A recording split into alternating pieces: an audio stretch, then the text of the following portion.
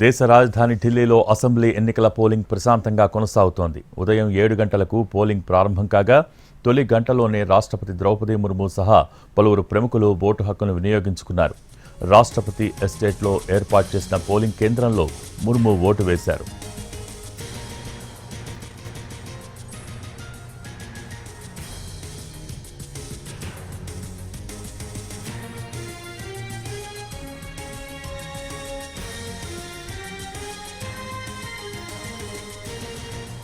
Delhi assembly ఎన్నికల్లో vote హక్కును వినియోగించుకున్నారు. లోక్సభలో ప్రతిపక్ష నేత రాహుల్ గాంధీ నిర్మాణ్ భవన్లోని పోలింగ్ సెంటర్లో ఓటు వేశారు. ఆయన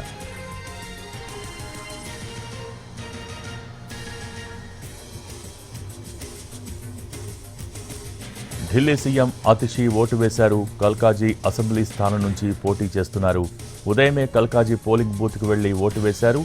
ఢిల్లీ ఎన్నికలు మంచి చెడుకి మధ్య జరుగుతున్న పోరాటమని అన్నారామె. సత్యం అసత్యానికి మధ్య పోరని అభివర్ణించారు. ప్రజలు మంచి, నిజాయితీ, నిస్వార్థంగా పనిచేస్తున్న వారికే ఓటు వేస్తారని ధీమాగా చెప్పారు. ये अच्छाई और बुराई की लड़ाई है, ये सत्य और असत्य की लड़ाई है, ये काम और गुंडागर्दी की लड़ाई है।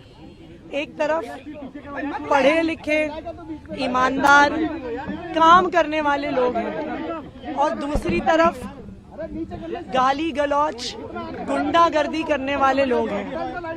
मुझे पूरा भरोसा है कि दिल्ली के लोग अच्छाई पर, सच्चाई पर, काम पर अपना वोट देंगे।